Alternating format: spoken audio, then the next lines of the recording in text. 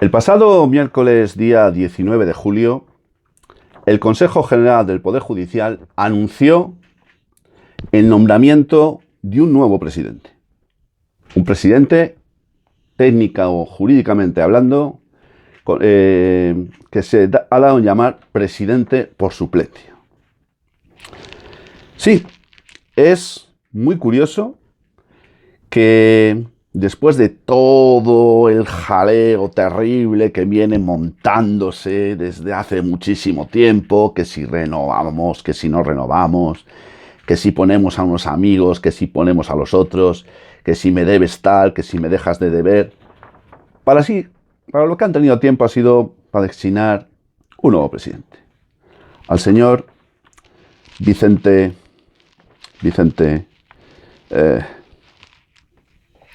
Guilarte. Ese es su nombre. No me acordaba muy bien del nombre, curiosamente. Por eso he tardado varios segundos en buscarlo, porque es muy importante el nombre. Sí, es un vocal conservador, porque ya sabéis, en este bendito país llamado todavía España, los vocales del Consejo General del Poder Judicial se identifican, se les conoce según sean conservadores o progresistas. Lo mismo que a numerosos jueces y magistrados, pese a su independencia e imparcialidad. Teniendo en cuenta cómo son designados, sabremos si son fachas o son rojos, como a algunos todavía les gusta seguir llamando a los progres y conservadores. Pero, ¿por qué os cuento esto, amigos? ¿Por qué os cuento la designación de este señor como presidente del Consejo General del Poder Judicial y del Tribunal Supremo? Porque el presidente del Consejo General del Poder Judicial, que es el órgano de gobierno de los jueces, lo es asimismo del Tribunal Supremo. Sí, pues es curioso, amigos. Yo me quedé perplejo cuando lo supe. Y bueno, Antonio, pero ¿y eso? ¿Es que acaso conoces al señor Vicente Guilarte? ¿Te lleva en este momento alguna sorpresa a semejante designación o nombramiento? La respuesta, amigos, es sí. Le conozco. Es verdad que hace bastantes años que no tengo la mala suerte de estar en sus manos. Pero, como bien sabéis muchos de vosotros, yo he estudiado Derecho en la Facultad de Valladolid entre los años 81 y 86. Y yo tuve, queridos amigos, como profesor adjunto a un tipo llamado Vicente Guilarte, enseñándome, entre comillas, Derecho Civil, la columna vertebral del derecho, la más importante de todas sus asignaturas, la razón de ser de lo que puede conocerse como el derecho civil.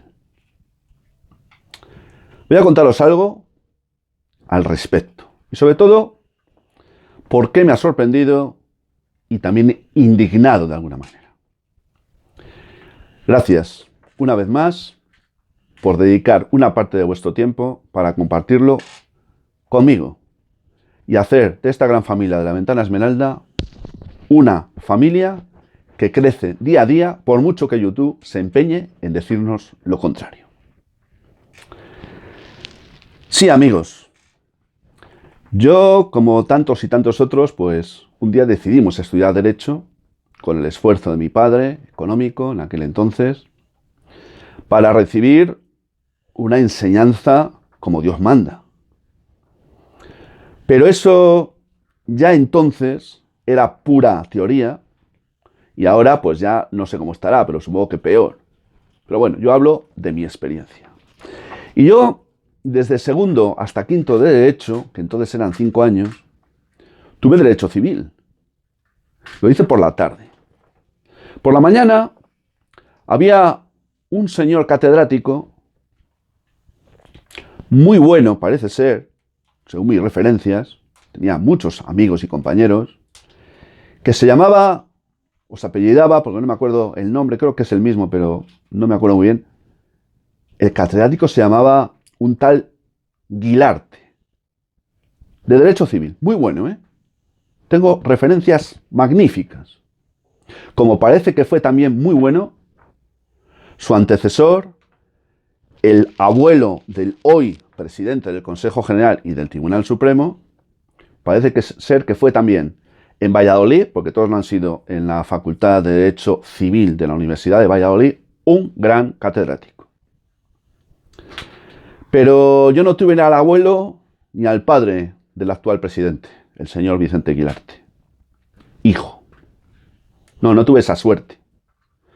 Yo tuve un señor que, para empezar, sus clases las reducía todos los días porque llegaba con bastantes minutos de retraso. Fijaros, se han pasado años, y me acuerdo muy bien. No solo eso, sino que las clases pues se interrumpían de cuando en vez, con algún que otro chiste, y sobre todo con esos tonteos con los que acostumbraba a no esconderse para nada con más de una alumna, con alguna de las cuales, creo, terminó casándose posteriormente, que es algo que me importa tres pitos. Pero es que lo más gordo de todo esto, por si no fuera ya suficiente, este señor, al final del curso, del programa, que nunca se da por completo nadie, por bueno o menos bueno que pueda ser como profesor o como catedrático, este no llegaba ni al 50% del programa. ¿Cómo iba a llegar? Si sus clases eran algo parecido a un chiste, donde creo recordar además, pero esto no estoy seguro, creo que hasta leía lo que decía, porque sí creo recordar, eso sí lo recuerdo muy bien, que cogíamos apuntes, como se hacía entonces, es decir, como los niños de colegio, de párvulos casi, que les enseñan a atender a un dictado y hacen eso, ¿no? Bueno, pues eso era la universidad de entonces, en gran medida, no todos los catedráticos fueron así, pero en buena medida, y este señor también. Conclusión. Al final del año llegaban los exámenes finales.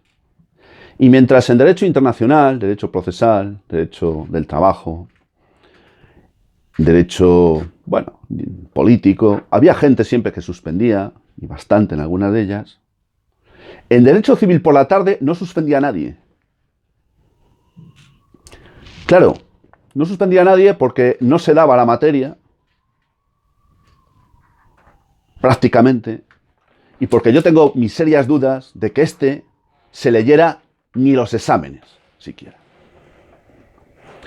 La conclusión fue que Antonio Muñoz, que soy yo, terminó su carrera de Derecho y, salvo ahí en torno al mea culpa, porque los alumnos también estamos para estudiar por nuestra cuenta, más allá del incompetente profesor que nos hubiera podido tocar, pero yo no lo hice, yo me conformaba con lo mínimo, estudiaba poco, sacaba, lo suficiente como para pasar de curso y obtener la licenciatura. Pero eso pasó factura, porque Antonio Muñoz y muchos de mis compañeros, por no decir que todos, los que hicimos Derecho Civil por la tarde, no teníamos ni puta idea de Derecho Civil.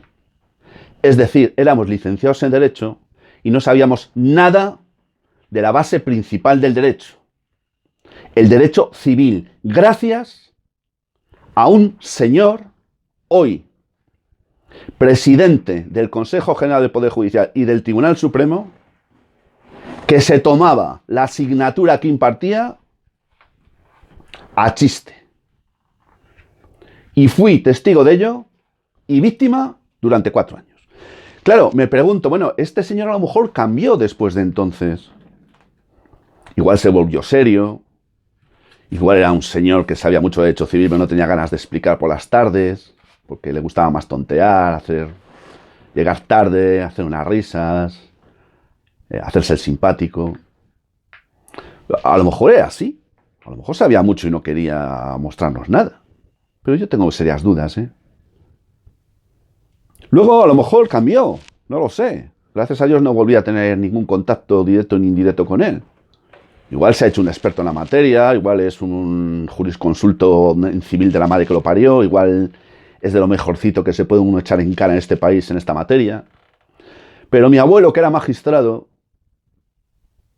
sí, magistrado que murió en acto de servicio en el año 1944, fijaros, por si alguno tiene la curiosidad de saber, bueno, Antonio, ¿cómo era tu abuelo? Pues lo sé por referencias de mi madre, ¿no? Y de mis tíos, pero mi abuelo fue el presidente de la Audiencia Territorial de Valladolid, lo que hoy sería el Tribunal Superior de Justicia de la comunidad. Y fue requerido incluso para Madrid para ir al Tribunal Supremo, pero rechazó por las dificultades personales y familiares, porque tenía 9 hijos y eso era una complicación en aquel entonces. Sí, amigos, sí. Me pregunto, mi abuelo decía que por mucho derecho civil que se supiera, nunca jamás se sabría bastante.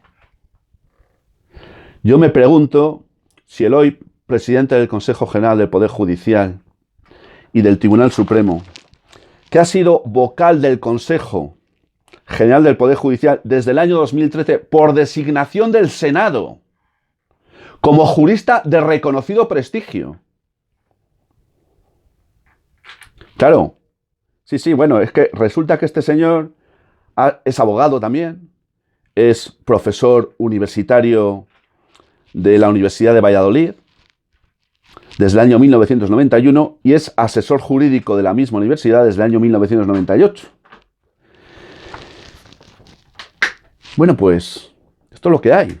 Yo me pregunto, ¿en manos de quién estamos? ¿Este señor realmente reúne las cualidades, las condiciones, el mérito, el conocimiento para ostentar el cargo que ostenta? Que no lo sé, ¿eh? Que igual sí. Pero yo después de lo que vi, tengo mis serias dudas, pero muy serias. Porque uno no cambia. Uno no cambia fácilmente, y menos cuando ya tiene una edad. Y este era muy joven entonces, igual que lo era yo, aunque tenía algún año más. Pero no importaba, él era ya profesor de universidad, es que su padre era catedrático de la misma materia, ¿verdad? Entonces, claro, cuando hablamos algunos del nepotismo, en todos los ámbitos de la sociedad en la que vivimos, alguno dice, joder, es que eso es... No, hombre, no, eso ya no se da, eso... No, hombre, no, eso que no. Pues yo digo que sí, ¿eh? Y no estoy diciendo que la familia Guilarte, que es un nombre muy consolidado y muy prestigioso en Valladolid, por lo que os he contado, no hayan sido grandes jurisconsultos, pero yo del último tengo mis serias dudas, ¿eh? Mis serias dudas. Así que ya lo sabéis, el señor Vicente Guilarte es, desde el pasado miércoles día 19 de julio, presidente del Consejo General del Poder Judicial por suplencia y presidente del Tribunal Supremo. Gracias, amigos, por haberme escuchado una vez más. Saludos, salud y libertad.